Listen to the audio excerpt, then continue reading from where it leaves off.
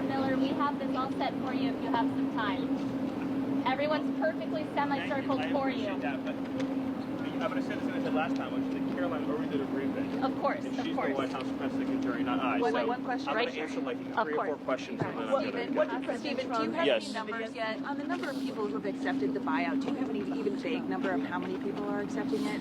Any numbers at all? I don't have an exact number for you, and I wouldn't want to give you an inaccurate estimate. It's a good question, and you should get a number soon, I hope. But I will tell you that the initial briefings that I've received suggest that a large number of federal workers have accepted the buyout offer. And I think the point here to really underscore is that federal workers who are not happy in their jobs, who don't want to show up at work, who do not want to be in the office, who are not passionate about what they're doing, are obviously not the kind of federal worker you want, responsible for having enormous authority over the lives of the American people. And so this is happening in conjunction with a wholesale reform of the hiring process in the federal government to find people who are really dedicated to service at the absolute highest level. And Stephen, to follow on that question, can you confirm that the administration has ordered some federal workers across some agencies to drop pronouns in their emails as, of course, part of the executive orders that President signed? Yes, I believe that the directive you're referring to is consistent with the President's Day 1 executive order on recognizing that there are only male and female sexes in the country and that, well, in the world, for all of humanity, but his authority is just on this country, and that your sex is your biological sex, that it's one and the same. Can you confirm that the President is meeting with the President of NVIDIA today? I don't have any update on that, sorry. Stephen, can you explain the circumstances surrounding the departure of a top-ranking Treasury Department official today, long-time career civil servant? No, nothing to add on that subject. Yes. Details on how you're viewing the rollout of tomorrow's tariffs and how conversations with Mexico and Canada in particular are progressing at this point, given some of the comments we've heard from their leaders today in preparation for their own plans. Well, I mean, as far as the rollout, I mean, could you clarify what you mean by the rollout? Are you considering Section 232 tariffs as part of this? Oh, I don't want to get into the details. It's not for me to brief on what the details of how this can be done are.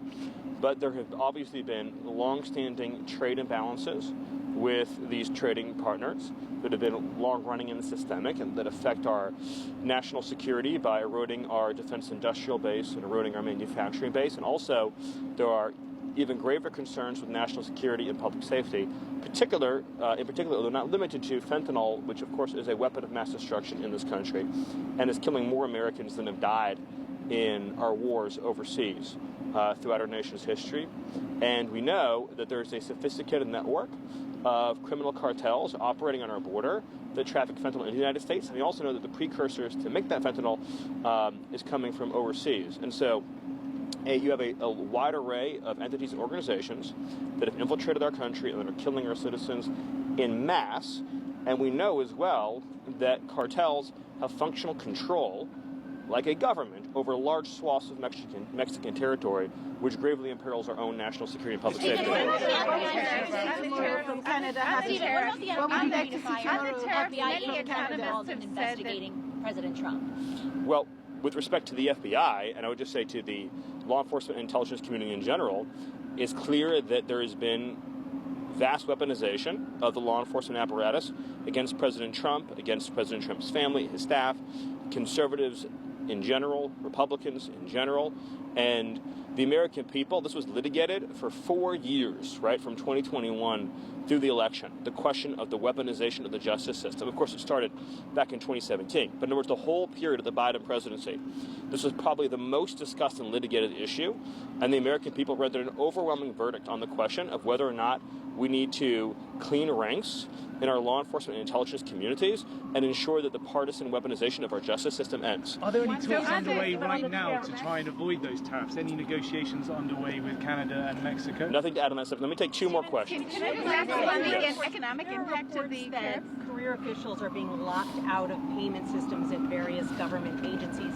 Can you explain what's going on? Well, I would say, just as a general matter, that if somebody is trying to send money to, for example, a foreign country that is not authorized, that would be obviously a grave violation, not only of the agency rules, not only of an executive order, but potentially even the law.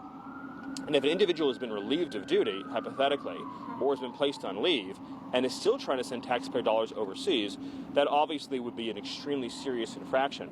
But a standard protocol, of course, if someone has been placed on leave, to lose access to your devices. We're talking about people who have the ability, with the press of a button, to send billions of dollars to foreign countries. All right, one more question? Can we talk about the economic impact?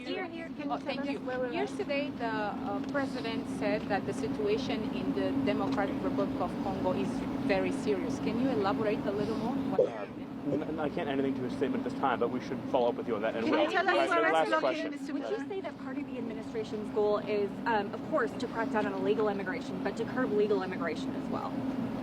The president has been clear with respect to legal immigration that his view is he wants pro-American immigration that supports the economy, that assimilates to our national values, in which there's no welfare use, there's no drain on taxpayers, and it promotes social cohesion, patriotism, and assimilation in the country. In other words, we as a nation, like any nation, have the right to select newcomers based on who will provide the most value to the country and the citizens who are already living here.